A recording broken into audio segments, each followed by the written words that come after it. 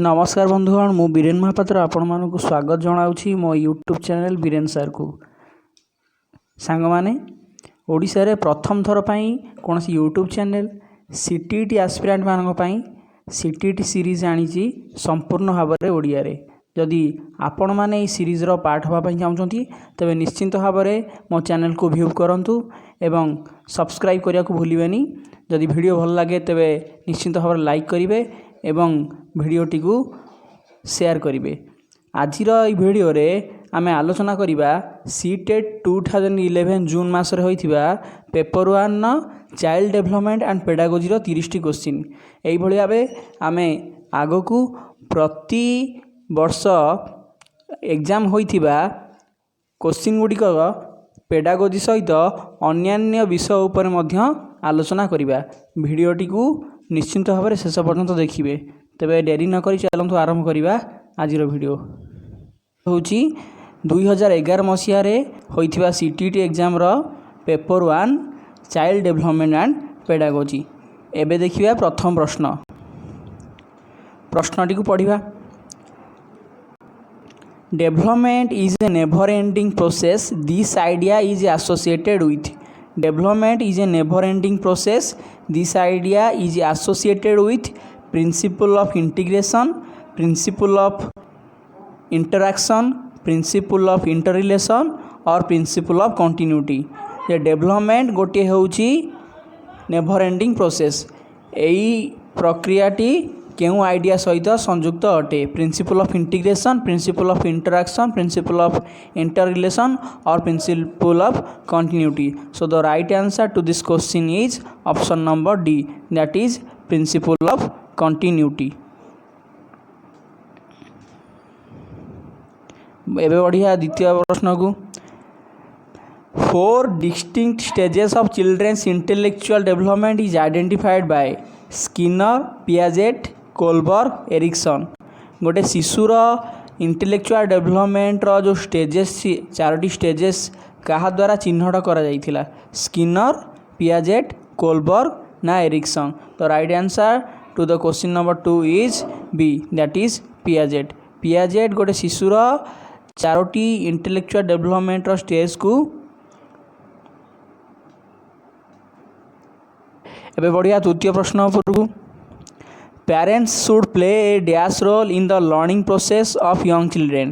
Parents should play a dash role in the learning process of young children. Sympathetic, neutral, negative और proactive। Parents माने गोटे student रो learning process रे केउ type रो role निभांती? Sympathetic, neutral, negative ना proactive. So here the option number D is the right answer to this question. So proactive is the right answer. Okay, एबे बढ़िया परवर्ती प्रश्न को। Question number 4। The insight theory of learning is promoted by Jean Piaget, Vygotsky, Gestalt theorist और Pavlov। insight theory of learning को के promote करथिले? Gene Piaget, Vygotsky, Gestalt theorist और Pavlov। The right answer to this question is Gestalt theorist। Gestalt theorist माने insight theory of learning को promote करथिले। Next question देखिया। Question number 5। Motivation in the process of learning. Motivation in the process of learning makes learners thinks unidirectional, creates interest for learning among young learners, sharpens the memory of learners और differentiate new learning from old learning. Motivation is the process of learning, makes learners think unidirectional, creates interest for learning among young learners और sharpens the memory of learners या फिर differentiate new learning from old learning। The which one of the following option is correct for the question number 5? कौन भावुଛନ୍ତି? Yes, for the question number 5 the option number B is the right answer, that it creates interest for learning among young learners। Next question number 6। answer the following questions by selecting the most appropriate option। which of the following is not a sign of an intelligent young child? निम्नोक्त मध्य केउंटी गोटे intelligent young child रो sign नुहे? one who carries on thinking in an abstract manner, one who can adjust oneself in a new environment, one who has the ability to cram long essays very quickly, or one who has the ability to communicate fluently and appropriately. गोटे intelligent young child निम्नोक्त मध्यरु केउंटी गोटे characteristics नुह बा गोटे गुण नुह. So here the C number option is correct for this answer, that one who has the ability to cramp long essays very quickly. This is not the sign of a intelligent young children. Next पढ़िया question number 7 आड़ू. Question number 7, which is the place where child's cognitive development is defined in the best way.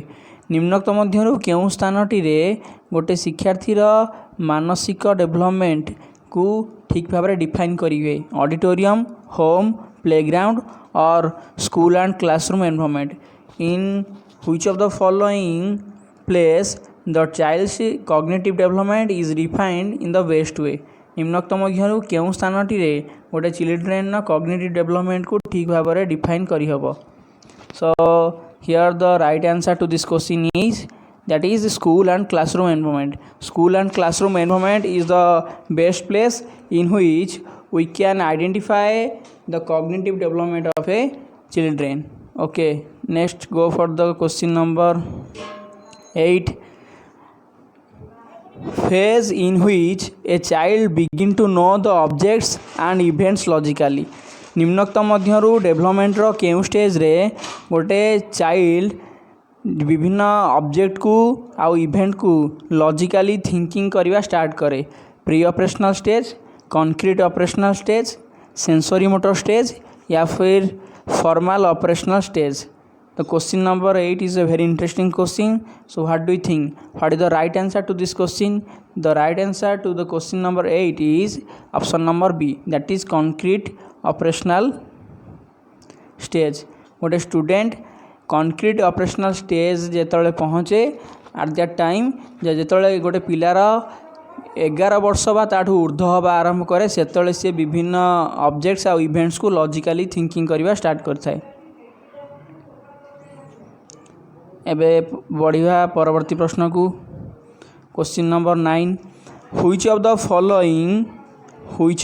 following is not related to the socio psychological need of child. निम्नोक्त मध्यरु केउंटी गोटे student रो बा गोटे child रो socio psychological needs सहित अंतर्भुक्त नुहे. Regular elimination of waste product from body, need for company, need for appreciation और सोशल अप्रूवल और नीड फॉर इमोशनल सिक्योरिटी. निम्नोक्त चारोटी ऑप्शन मध्यरु केउं ऑप्शन टी गोटे शिक्षार्थीर बा गोटे चाइल्डर सोशियो साइकोलॉजिकल नीड सहित जड़ित नुहे. So the right answer to the question number 10 is option number D, that question number 9 is option number A, that regular elimination of waste product from the body.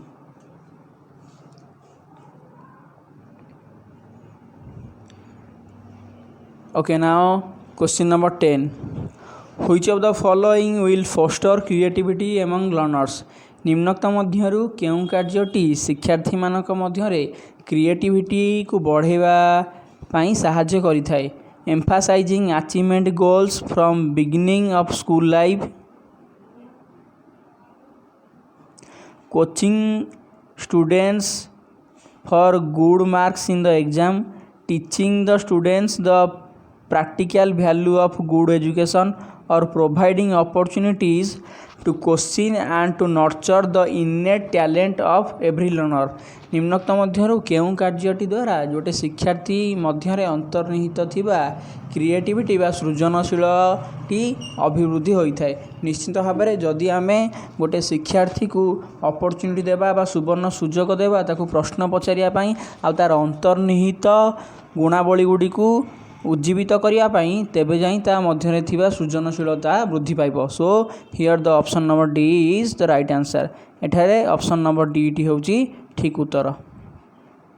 परवर्ती प्रश्न बढ़िया। प्रश्न नंबर 11।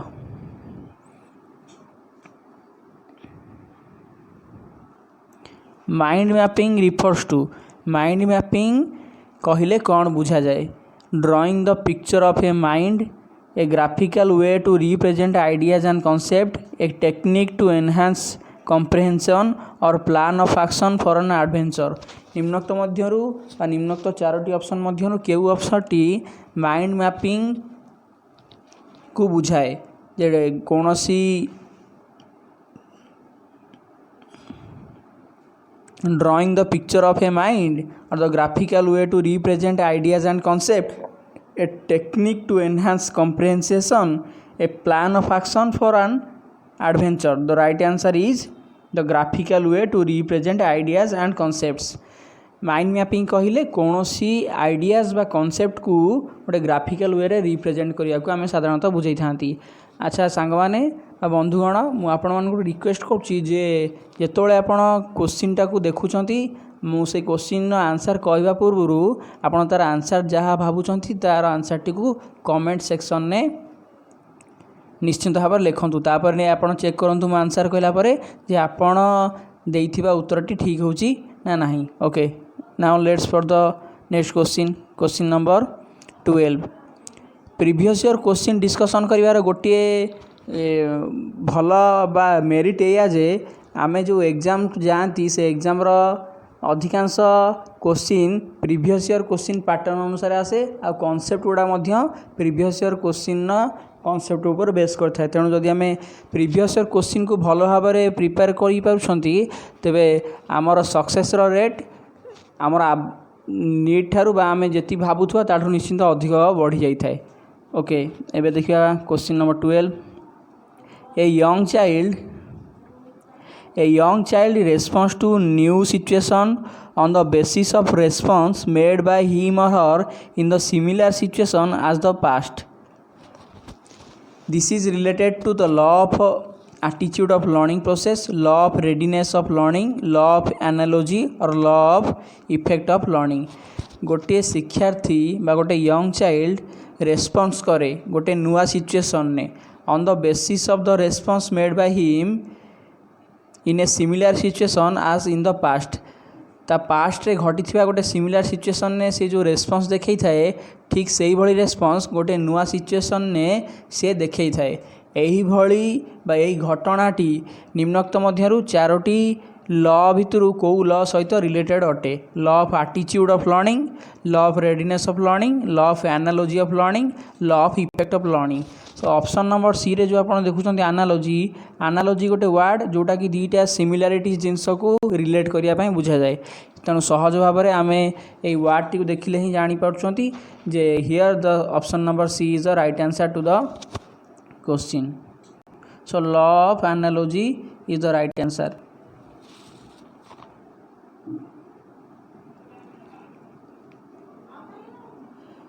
एबे देखिए question number 13। The best way specially at primary level to address the learning difficulties of students is to use easy interesting textbooks, storytelling method, a variety of teaching methods suited to the disability, expensive and glossary support material. Okay, the best way especially at primary level to address the learning difficulties of students is to use essay and interesting textbook, storytelling method, a variety of teaching method or expensive and glossary support material. Okay, here the right answer to the question number 13 is C, that is a variety of teaching method suited to disability. एबे बढ़िया next question को। Question number 14। Education of children with special needs should be provided in special schools by special teachers in special schools along with other normal children or by methods developed for special children in special schools. CWSN पिला माने बा जो special पिला मानक पई आम education को बा स्पेशल चिल्ड्रेन मान एजुकेशन प्रोवाइड करने हेले निम्नोक्त मध्यरु केउं स्थानटी ठीक हम स्पेशल स्कूल ना कौन सी गोटे स्पेशल स्कूल जो थे कि स्पेशल टीचर रही थे ना ऑप्शन नंबर सी रे जो नॉर्मल चिल्ड्रेन मान सहित ना कौन सी आम मेथड डेवलप करवा जो थे कि स्पेशल स्कूल स्पेशल चिल्ड्रेन मानू से स्पेशल मेथड रे पढ़ाब आम जानी जे इनक्लूसिव एजुकेशन कौन जे सम से CWSN शिक्षार्थी हूँ बा नॉर्मल शिक्षार्थी हूँ समस्ते गोटे श्रेणी गृह रे एकाठी मिसी शिक्षादान ग्रहण करेंगे तेणु से कॉन्सेप्ट अनुसार आमर ऑप्शन नंबर सी हम ठीक उत्तर 15 नंबर प्रश्न dyslexia is associated with reading disorder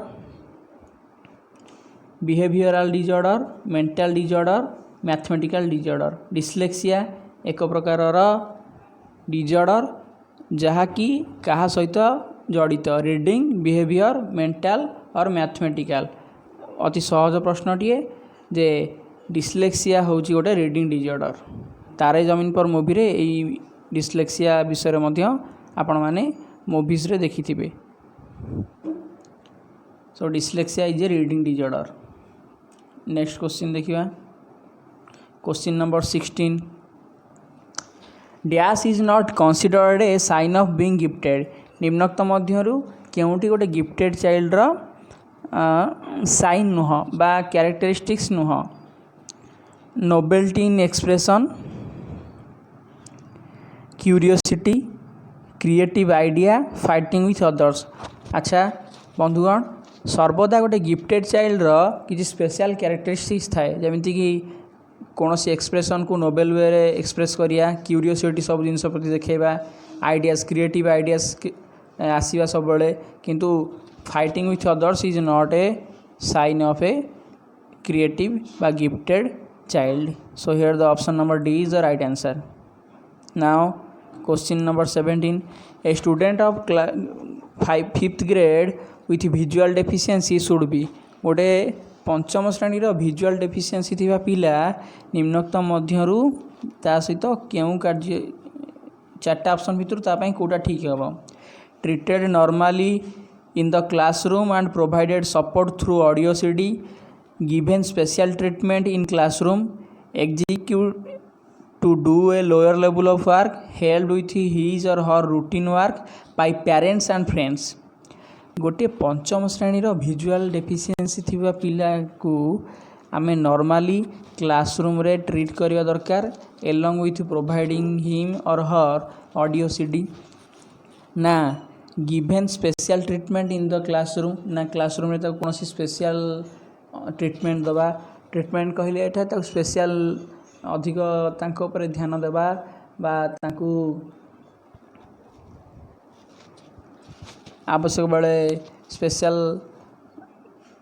specially तांको स्टडी रे हेल्प करवा ना execute to do a lower level of work ना तांको कौन सी लोअर लेवल ऑफ वर्क देवाई प्लान करवा ना हेल्प्ड विथ हिज और her routine work by parents और फ्रेंड्स गोटे विजुअल डेफिशिएंसी पिला को निश्चित भाव में क्लासरूम रे आमे नॉर्मल स्टूडेंट भली ट्रीट करिया एवं ता स्टडी रे ताको हेल्प करिया पई आमे ताको किछि प्रोवाइड करिया सपोर्टिंग मटेरियल जेमिति कि audio CD here the option number A is the correct answer for this question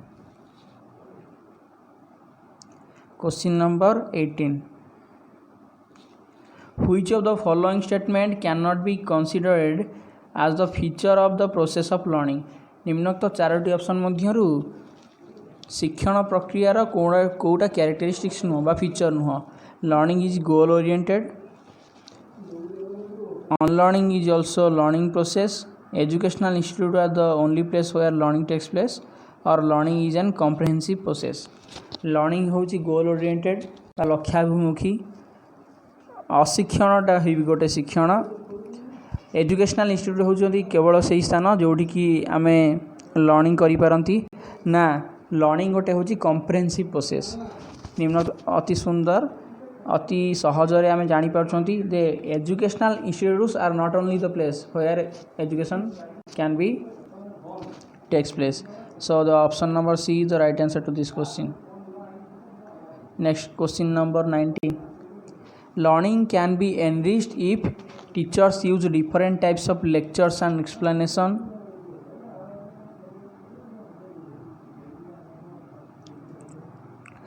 Due attention is paid to periodic tests in the class. Situations from the real world are brought into the class in which students interact with each other and the teacher facilitates. More and more teaching aids are used in the classroom. Learning को आउरी अधिक enriched करा जाई परिबो किभଳି भाबरे ना option number A कहूची जदि teacher different types of methods use करती बा एक्सप्लेनेशंस यूज करती द्वितीय रे कहूची due attention is paid to periodic test in the class रे जो पीरियडिक टेस्ट ऊपर यदि अधिक ध्यान दियंती तेबे लर्निंग को आउरी एनरिच करा जाई परिबो ना जदि आमे रियल लाइफ वर्ल्ड रो विभिन्न सिचुएशन को क्लासरूम रे क्रिएट करिबा एवं पिला मानकु निज निज भितर इंटरैक्ट करिबा एवं टीचर से मानकु आहुरी अधिक रु अधिक फैसिलिटेट करिवे क्वेश्चंस पचारिया पई बा सेही सब जिंस रियल लाइफ वर्ल्ड सहित तांको निजर पढ़ा को रिलेट करिया पई ना चतुर्थ रे कहूची जे जदि आमे अधिक रु अधिक टीएलएम्स बा टीचिंग एड्स जदि प्रोवाइड करिबा ताने तांको टीचिंग को आहुरी एनरिच करा जाई परिबो सो आपण जानि परसुए जे ऑप्शन नंबर सी होची the best answer to this question. Next देखिबा question number 20. To make assessment a useful and interesting process one should careful about.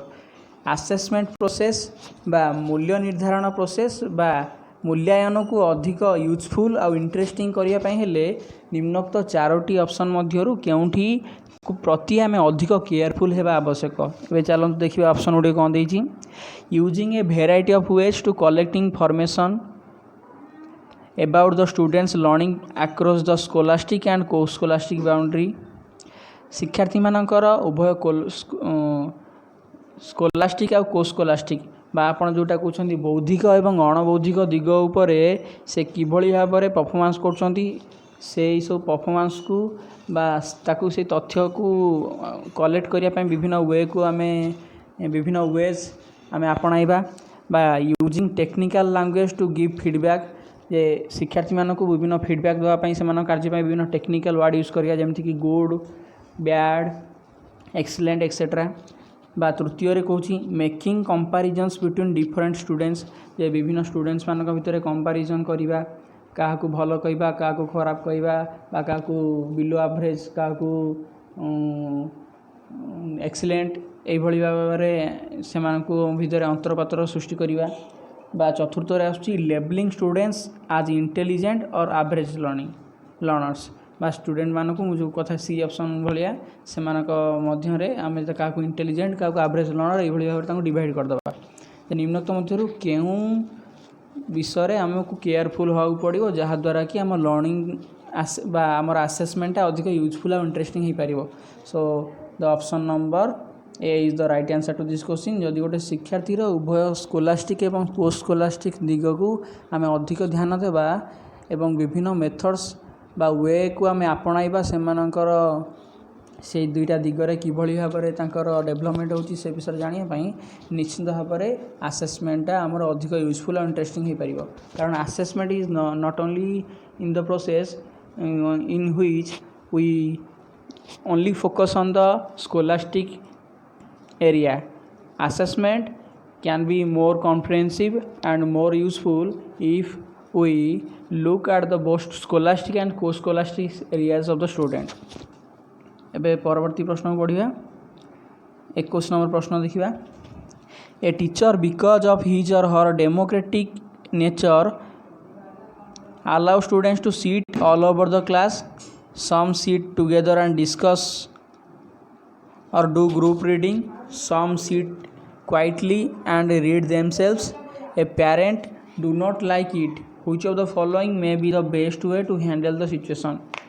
जड़े शिक्षक तांकर गणतांत्रिक भावधारा जोगु बा तांकर गणतांत्रिक मानसिकता बा चिंताधारा जोगु से माने शिक्षार्थी मानू गोटे क्लासरूम रे अलाउ करदे आपण मैंने जी जो पार्टी बसतु एवं विभिन्न कार्य लग जातु।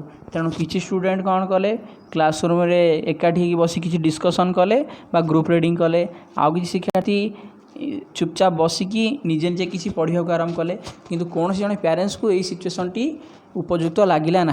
तेणु ये सिचुएसन को किभली हैंडल कर ओके देखिए ऑप्शंस कौन देती। तो फास्ट ऑप्शन हूँ the parents should show trust in the teacher and discuss the problem with the teacher. जे अभिभावक मानक शिक्षक मानक उपरे विश्वास रखा पड़ो एवं तत्सहित कौन कर विभिन्न प्रॉब्लम को टीचर्स मानक सहित आलोचना कर। ऑप्शन नंबर बी कौन parents should take away the child from the school. जे अभिभावक मैंने जदि यही सिचुएसन को हैंडल करने चाहते तेरे शिक्षार्थी मानक से स्कूल ही से कौन करेंगे नहीं आसवे सीटी नहीं बा टीसी नहीं। तृतीय कौन parents should complain against the teacher to the principal. तेणु यही जड़े शिक्षक विरुद्ध में प्रिंसिपल निकट में निहाती भाव में कौन कर दरकार ना अभियोग कर दरकार। चतुर्थ ऑप्शन कौन the parents should request the principal to change the section of their ward.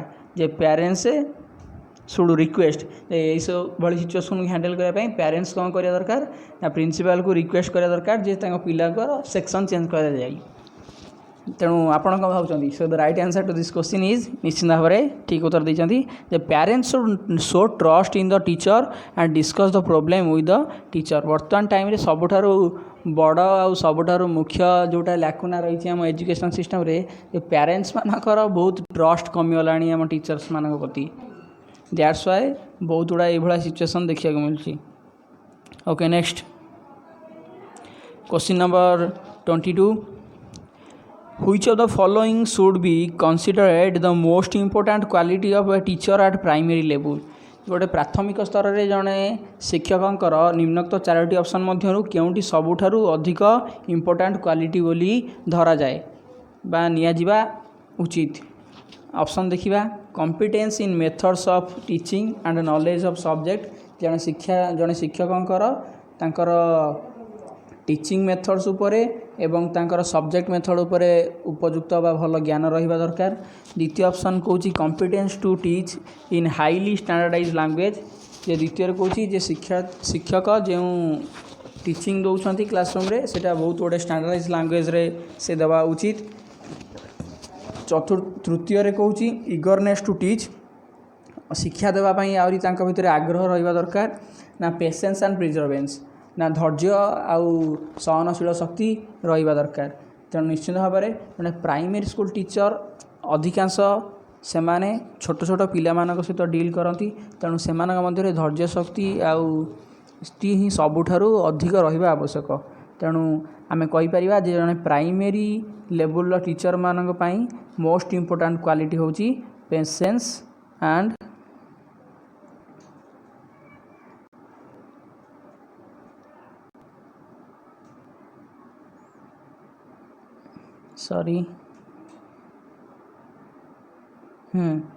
Patience and प्रिजर्वेंस। Option number D हूँ ठीक उत्तर। प्रश्नटी अति सहज। आपड़ जो सीटेड एग्जाम देवे देखिए बड़ बड़ पाराग्राफ रे खाली लिखा जाइथिबो। जदि आपण माइंडफुली डीपली क्वेश्चन टी को भल भाव पढ़ी बुझी आ ऑप्शन टी को पढ़ीदेवे सांगे सांगे आपण आखि आगे ही आंसर रही जाइथिबो। केवल प्रोब्लेम हुए पिलामानकर देखते ये बड़ बड़ पाराग्राफ लिखाई कौन क्वेश्चन दिखाई हार्ड भारी क्वेश्चन हो किसी किंतु क्वेश्चन न थाए। पेडागोजी क्वेश्चन अति सहजर सहज क्वेश्चन खाली आपण को सिचुएसन किसी दिखाई से समय आप सांगे सांगे से सिचुएसन सहित केमती हैंडल करेंगे जन टीचर भाव में निजे चिंता करके ठीक ठीक ऑप्शन टी को बाछिबार अच्छी। Next question number 23 answer the following question by selecting the most appropriate option. Okay the question is dash is considered a sign of motivated teaching. निम्नोक्त मध्यरु केउंटी गोटे मोटिवेटेड टीचिंग रो साइन अटे बा कैरेक्टरिस्टिक्स अटे। Questioning by students, pin drop silent in the class, maximum attendance in the class, remedial work given by the teacher. गोटे motivated teaching इर साइन कौन जदि शिक्षार्थी माने क्वेश्चन पचारुछंती सेटाको आमे धरि नबा जे शिक्षार्थी माने मोटिवेटेड बा से क्लासरूम रे गोटे मोटिवेटेड टीचिंग होउची ना ऑप्शन नंबर 2 रे कहूची जदि आमे देखियो से क्लासरूम रे समस्त पूरा शांतशिष्ट भाबे बसिछंती पिन ड्रॉप साइलेंट अछि ना तृतीय रे मैक्सिमम अटेंडेंस अछि से क्लासरूम रे तेणु आमे कहि परिबा जे सेठी मोटिवेटेड टीचिंग होउची ना चतुर्थ रे remedial work given by the teacher जे शिक्षार्थी मानकर अभिवृद्धि पाई से मानकु रिमेडियल वर्क दिया होउची निम्नोक्त चारोटी ऑप्शन मध्यरु केउटी आमे देखिले गोटे क्लासरूम रे कहि परिबा जे this is the sign of a motivated teaching निश्चित भाव में स्टूडेंट्स माने केतोले मोटिवेटेड हुअंती यदि मोटिवेटेड हुअंती से माने निश्चित भाव में निजर मन भितर थिबा भूल धारणा को बा भ्रांत जिनस गुडी को दूर करिया पई क्वेश्चनिंग करिवे जदि गोटे क्लासरूम रे देखुछंती आपनक स्टूडेंट्स माने आपन अधिक रो अधिक क्वेश्चन पचारछंती that means they are motivated by you that classroom is a motivated teaching classroom तेणु निश्चित भाव में ये option number A is the right answer questioning by students.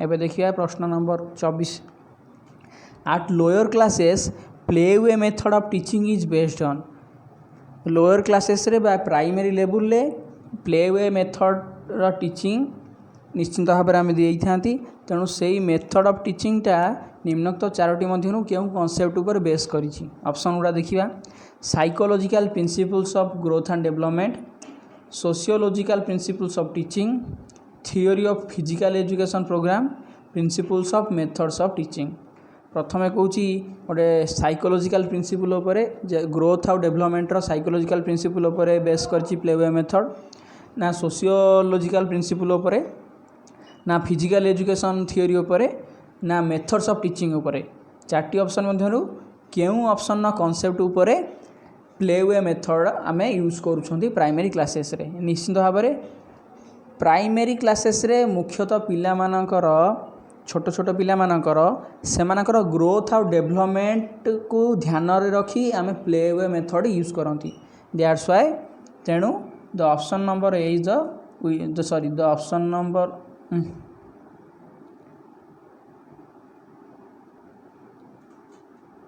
sorry for the interruption so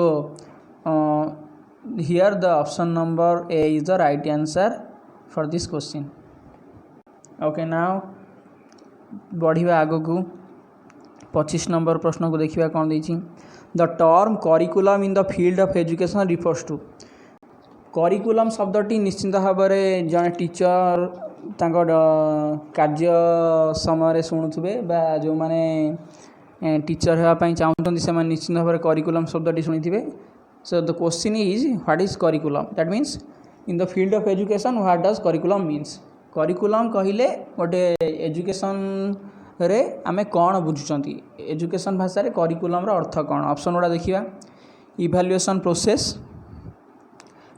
text material to be used in the class methods of teaching and content to be taught और overall programme of the school which students experience on a day to day basis प्रथम option कहूँ evaluation process होउची curriculum द्वितीय कहूँ जे जो text material आम use कर क्लासरूम में दैट इज करिकुलम तृतीय कहूँ जो मेथड्स माने टीचर यूज करती क्लासरूम में टीच करने बा जो कंटेंट से नियंती से क्लासरूम में टीच करने दैट इज करिकुलम आ चतुर्थ ऑप्शन कहूँ जा गोटे स्कूल जो ओवरऑल प्रोग्राम जहाँ भी हो दैट मे बी गोटे फंक्शन हो दैट मे बी क्लासरूम में टीचर गोटे डे टू डे प्रतिदिन जो टीचिंग दिंतु बा सफाई कार्य हो बा जेकोसी फंक्शन हो बा जेकोसी क्रीड़ा भित्तिक कार्य हो गोटे दिन रे जहाँ सब घटी थाए प्रत्येकर समाहार होची करिकुलम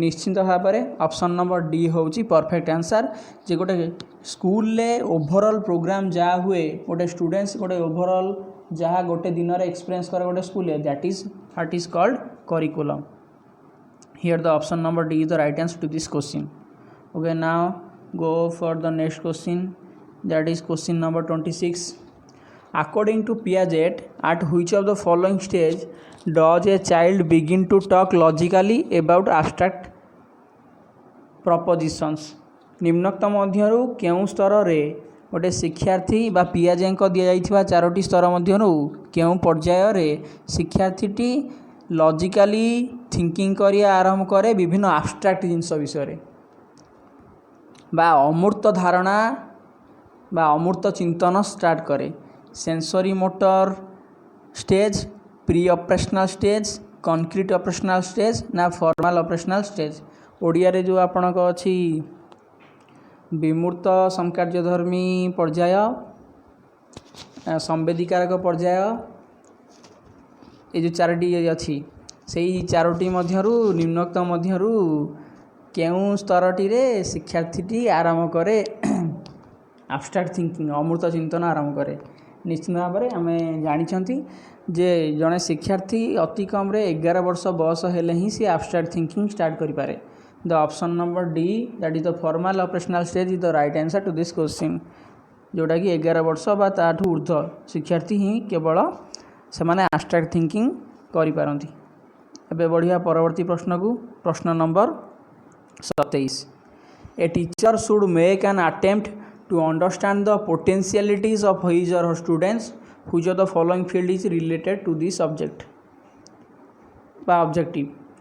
अच्छा जड़े टीचर सर्वदा उद्यम करवा उचित कौपाई ना बुझापी कौ कथा ना सेमानकर बा जड़े टीचर तांको निजर शिक्षार्थी मानकर पोटेंशियल को अंडरस्टैंड करने बा बुझापी से सर्वदा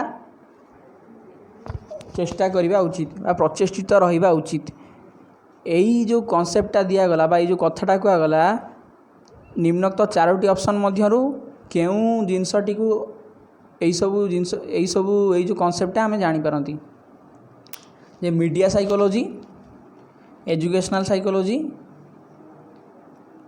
एजुकेशनल सोशियोलॉजी सोशल फिलोसफी ये जो चार्टी ऑप्शन देले केउं ऑप्शन टी रे बा केउं ऑप्शन अंतर्भुक्त आमे ये जो क्वेश्चन दिया जाइछा कॉन्सेप्ट पाई परिया निश्चित भाव में जदि आम एजुकेशनल साइकोलॉजी पढ़ुचंती से एजुकेशनल साइकोलॉजी थ्रू रे ही बा एजुकेशनल साइकोलॉजी रे जो आम विभिन्न कॉन्सेप्ट जानिया जो विभिन्न थियोरी जानिबा जे गोटे स्टूडेंट डेवलपमेंट केमती होची बा जो विभिन्न जिते भी थियोरी अच्छी से थियोरी बा चिल्ड्रेन गोटे डेवलपमेंट प्रोसेस ये सब जिनस को ही आम जानीपारा आम गोटे स्टूडेंट भितर ऑब्जर्व करि परिबा दे व्हाट इज ता पोटेंशियल कौन तार केते पोटेंशियल अच्छी से ता पोटेंशियल बा केते क्रिएटिविटी ता भीतर लुचिक अच्छी निश्चित भाव में option number B is the right answer to this question. Now go for the next question question number 28 Kritika who does not talk much at home but talks a lot at school it shows Kritika गोटे झील छोट झीटे जी कि घरे बहुत कम कथा कहे बा बिल्कुल कथा कहे ना किंतु स्कूल ले बहुत अधिक कथा कही थाए निजको अधिक एक्सप्रेस करि थाए एभली कहीं घटी थाए चार्टी ऑप्शन देती चार्टी सिचुएशन देती चार्टी कारण देती से चारोटी कारण भर कौ कारणटी बेस्ट हो पारे आम आंसर पाई she does not like her home at all से निज घर पसंद करे ना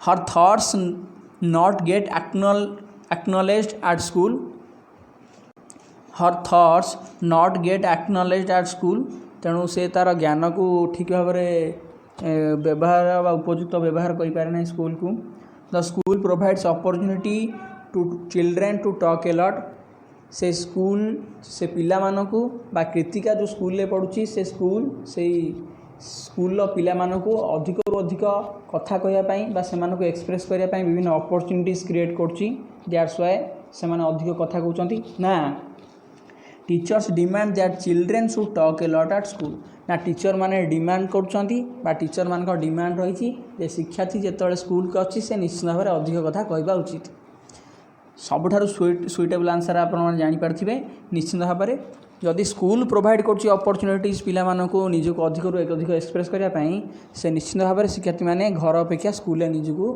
अधिक एक्सप्रेस करेंगे बा अधिक कथा कहे option number C is the best answer.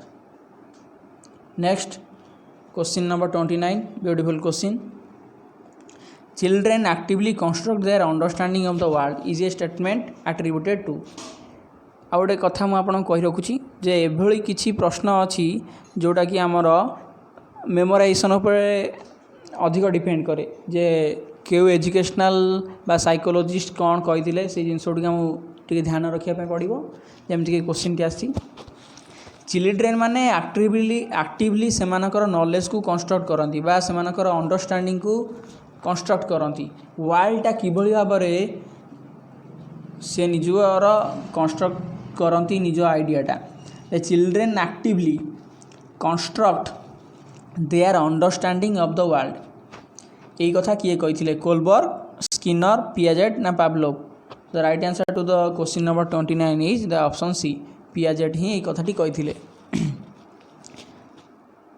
एबे देखिबा ए सेशन शेष प्रश्नटी 30 नंबर प्रश्न 30 नंबर प्रश्न जीवा पूर्व आपण मानक कही रखी जदि मो भिडियोटी आपन को भल लागुथो निश्चित भाव में शेयर करेंगे निज सांगसाथी मान सहित बा आपण जो मान जानी जे कि प्रिपरेशन करुछंती सीटेट पाई आउ जदि अधिक वीडियो एभली पाइबा चाहते कमेंट करेंगे वीडियोटी केमिति लागला आपन को लाइक टे मारदेवे आउ सब्सक्राइब करेंगे आउ बेल आइकन को दबाई देवे जहाँफल कि फ्यूचर में कौन सी वीडियो अपलोड करे निश्चिंत भाव में आपड़ सांगे सांगे पाइपर तार